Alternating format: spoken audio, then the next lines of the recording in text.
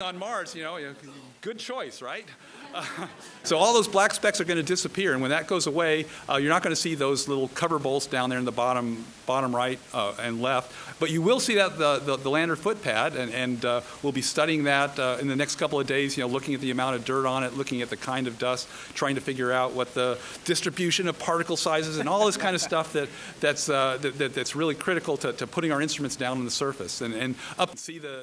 We can see the surface of Mars, and I'm just been paying attention. You know that you're not supposed to be expecting any seismology to come out of us anytime real soon, but we're going to be spending the next couple of weeks looking at that ground and finding exactly the best place to put our seismometers down.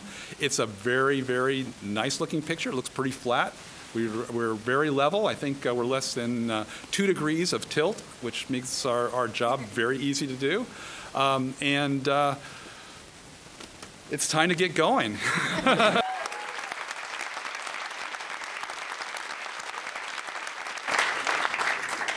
Having successfully brought all the data back from InSight during its exciting entry, descent, and landing sequence, what you see before you is an image taken roughly 4,700 miles from Mars at about 12:10 p.m., 10 to 15 minutes after EDL itself happened.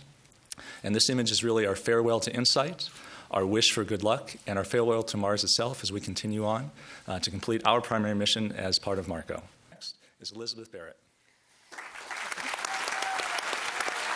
So now that we've landed, we start an initial assessment phase. So the first thing we'll do is assess the health of our spacecraft and then the health of the instruments that went with us, and then look at our landing site. We've got the first picture down, very much thanks to Marco, and now we want to look at it in more detail and understand where can we place the instruments on the surface to get the best science return.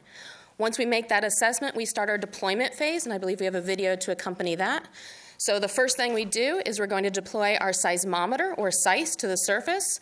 Once that seismometer is down on the ground, we make sure it's in a good location, that it's working well, that we like its placement.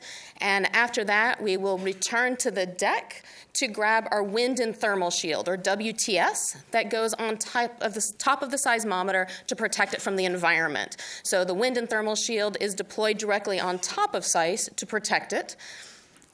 And you can see here we're lifting it up. You see the skirt drop down. That's going to help protect SEIS from the environment and being placed directly on top.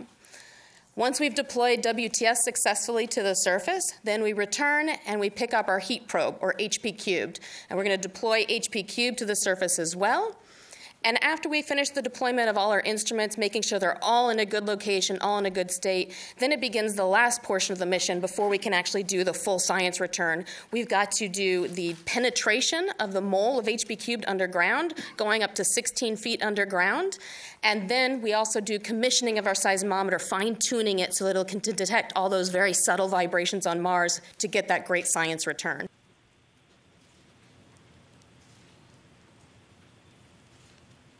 This entire process, just getting the instruments to the ground, takes approximately 2 to 3 months. So it's going to take a little bit of time to get to that point, and then another couple of months for the mole to penetrate through the ground and to do the fine-tuning of the seismometer. And at that point, we'll be sitting back and listening for those Mars quakes and measuring the vital signs of Mars, getting all that great science return. We're really looking forward to that.